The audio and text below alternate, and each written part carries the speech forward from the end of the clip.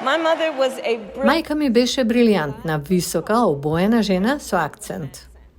Во 1964 започна приказната на Камала Харис во Сан Франциско. Незините родители имигранти, Шиамала Гопалан од Индија и Доналд Харис од Јамајка, се сретнале во Беркли, Калифорнија, каде што двајцата напредни дипломирани студенти пристигнале да продолжат да студираат на Универзитетот во Калифорнија. Беркли во 1960-тите беше центар на борбата за граѓански права и мировниот активизам. Харис рече дека незините најрани сеќавања се кога била носена на митинзи во детска количка. До 1970-та бракот на незините родители завршил. Шиамала Гопалан со своите две ќерки нашла стан за изнајмување во сиромашна област недалеку од Беркли. Тие живееја над дневниот центар во Шелтон во скромен стан со 2 спални соби и едно купатило. Пријателката од детството, Керол Портер, првпат ја сретнала Харис на училишната автобуска станица. Ние бевме во вториот клас, дел од десегрегираните државни училишта во Беркли. Харис продолжива на Универзитетот Хауард, а потоа и на правниот факултет. Во време кога рекордно ниво на црнци беа затварани во Калифорнија, таа се вработила како јавен обвинител, професија која често се гледала негативно во заедницата на афроамериканците. Таа сакаше да ги промени работите за луѓето да не се гонат врз основа на системски и структурен расизам. Во 2002 Харис влезе и победи во трката за окружен обвинител во Сан Франциско. Никогаш немало жена окружен обвинител.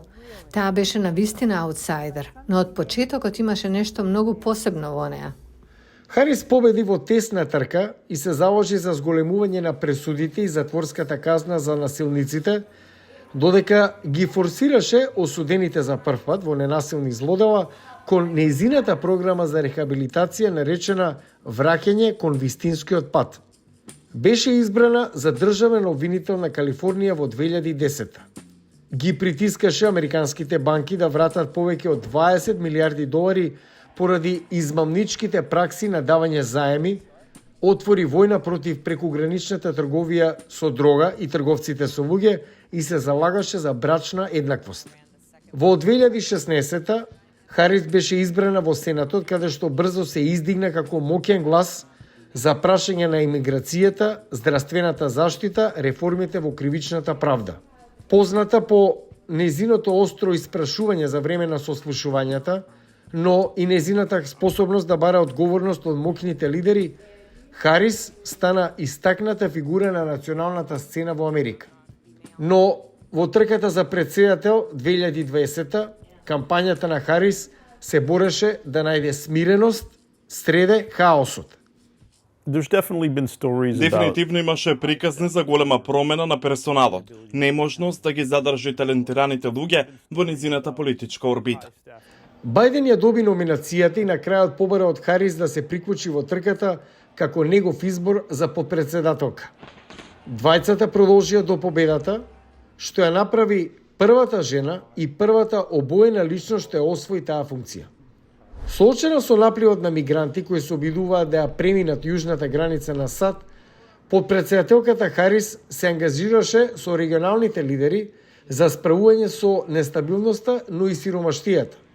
Таа брзо стана мета на политички напади. Таа требаше да биде задолжена за обезбедување на нашата граница. Не знам ни дали воопшто била на границата. Харис се издигна и наметна како емисар на светската сцена, нагласувајќи улогата кон смирување на тензиите. И во кариерата дефинирана со кршење на бариерите и надминување на очекувањата, Харис повторно се издигна, станувајќи демократски кандидат за председателка на САД, кога Џо Бајден неочекувано се откажа од трката.